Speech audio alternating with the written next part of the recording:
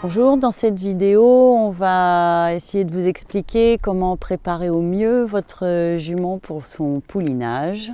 Plus vous allez observer votre jument, plus vous mettez toutes les chances de votre côté, parce que chaque changement physique ou de comportement vous renseigne sur l'approche du poulinage. Par rapport à la date de terme de votre jument, qui est en fait la première indication, il faut bien regarder l'état général de la jument, son comportement agité ou pas. Il faut bien regarder quotidiennement la mamelle de la jument qui se remplit au fur et à mesure que les jours avancent, qui se tend et qui, si vous avez de la chance, va se mettre à cirer, qui indique que le poulinage est imminent. On dit que la mamelle cire quand vous allez voir au bout du crayon comme du lait qui sort. On dit cirer parce que ça ressemble à de la cire de bougie blanche. Si le poulinage se produit pas dans les 36 heures à peu près après qu'elle ait commencé à cirer, le lait va couler de la mamelle.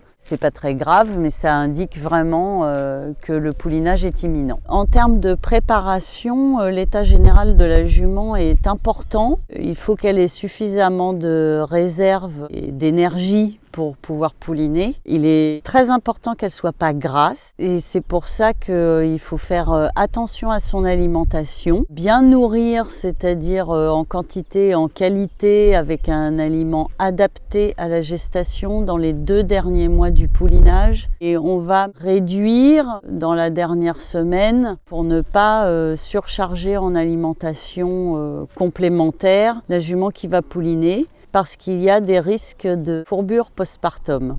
Néanmoins, la jument gestante reste au foin à volonté, c'est ce qui reste l'idéal. Il y a des choses pratiques à savoir qui peuvent aider beaucoup, même si le poulinage est bien sûr pas une pathologie et que c'est un événement naturel chez la jument, ça reste un événement fragile à tout point de vue. De mettre toutes les chances de son côté est important. Rentrer la jument le soir dans un box qui est toujours maintenu très propre et qui est suffisamment grand pour recevoir le poulinage, et sortir la jument la journée afin qu'elle marche et qu'elle puisse brouter sont des choses qui aident à bien garder le bon équilibre de la santé et de la mère et du poulain, même si ça peut rendre la surveillance plus difficile. On a vu qu'il y avait des équipements qui permettaient, comme la ceinture d'alarme par exemple, d'être prévenu en cas de poulinage dans la journée à l'extérieur. Si vous confiez le poulinage de votre jument à un professionnel, il est important que la jument parte en maternité au moins 15 jours ou 3 semaines avant la date du terme, parce que la jument va adapter son système immunitaire qu'elle transmet à son poulain in utero et ensuite par l'allaitement à l'environnement où elle se trouve, et donc il faut lui laisser ce temps de s'acclimater aux bactéries du site où elle va pouliner. Globalement, ne pas s'y prendre à la dernière minute est à mon avis une condition sine qua non au bon déroulement de la manœuvre.